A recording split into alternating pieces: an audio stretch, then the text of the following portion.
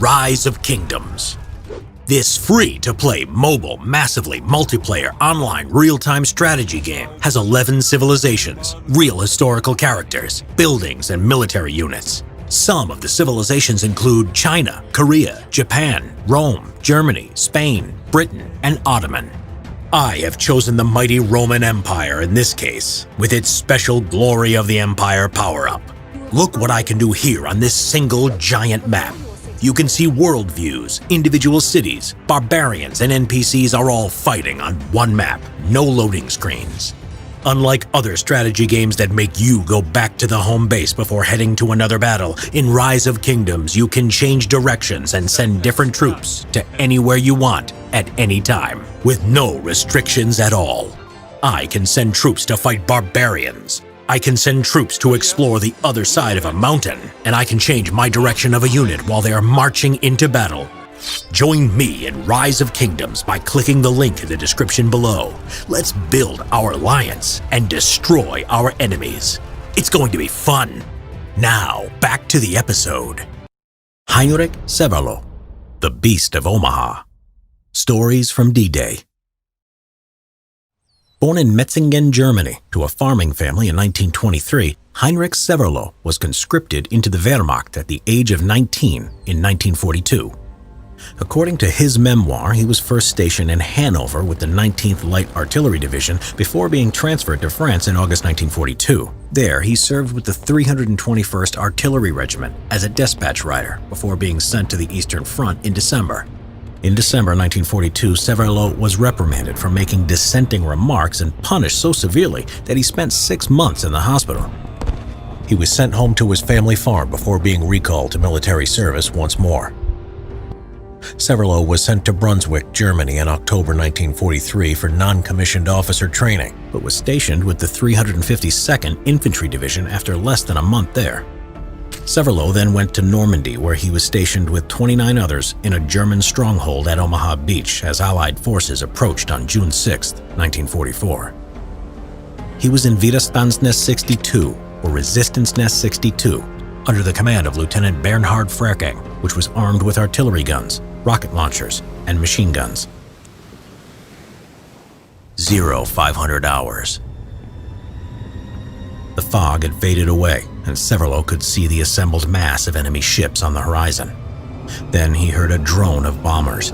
Everyone in WN-62 jumped into a dugout or bunker as bombs rained down. However, they had missed their target, instead hitting the areas behind the strong points. Then, after a short pause, the ships now opened fire, bombarding the shore. According to Severloh, thick, bright gray chalk dust filled the air. Smoke and the dirt flying around blackened the sky, interspersed with flashing bolts of lightning. It seemed as if the whole world would disappear in the roaring, howling, and crashing inferno of exploding shells. Some of the men in WN-62 were only slightly wounded, but none were killed. As Severloh looked up and returned to his MG-42 machine gun, he saw 48 landing craft getting closer to the beach. According to Severloh, he and his fellow German troops received orders from Lieutenant Bernhard Frerking to fire when the enemy was knee-deep in the water and still unable to run quickly. As the American soldiers waded in the water, the order was given, and all at once, the mortars, machine guns, and field guns opened fire, causing panic among the first enemy wave. Many sought cover behind the tank obstacles. Severloh opened fire with the MG-42 machine gun at the American troops. He was fed ammunition by a soldier he didn't know. He recalled one of his shots as it struck an American soldier in the head.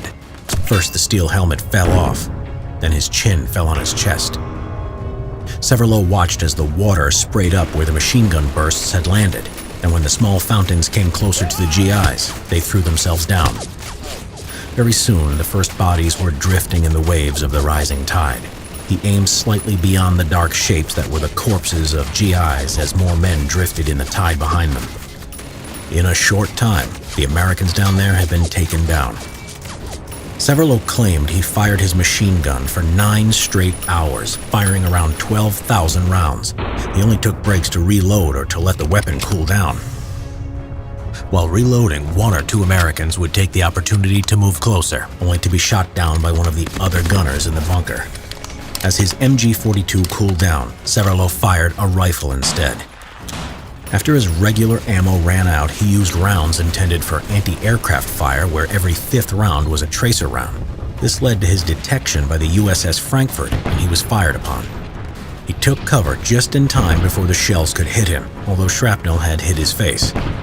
His gun was damaged and finally rendered useless. Its hot barrel had even caused a small grass fire. The shells were now causing havoc on their position, and some US soldiers were getting closer to his position. It was time to get out of there. Frerking shook Severloh's hand and ordered him to retreat.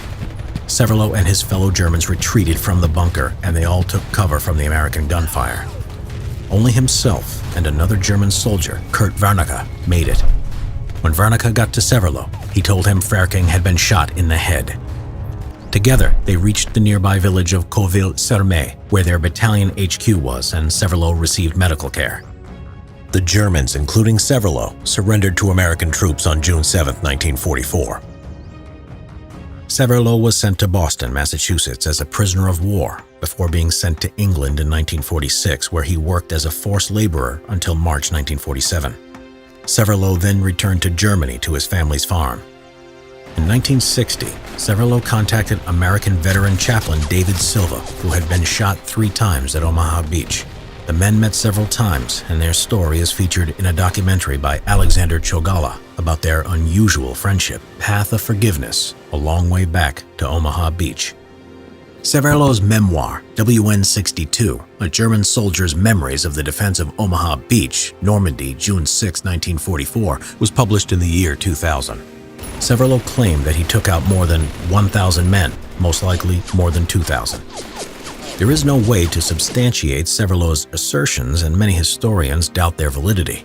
The total U.S. casualties at Omaha Beach were between 1,900 and 3,000. Heinrich Severloh became known as the Beast of Omaha, but this was only given to him by the post-war media. Severloh was actually deeply haunted by his actions, but noted that he had a duty to Lieutenant Frerking. For Severloh's claims to be accurate, he would have been responsible for most of the casualties at Omaha Beach. Historians don't doubt his significance in the event, nor do they question the effectiveness of the machine guns on Omaha Beach, but no exact totals for one lone gunner can be known. Severloh would die in Lockendorf, Germany in 2006 at the age of 82.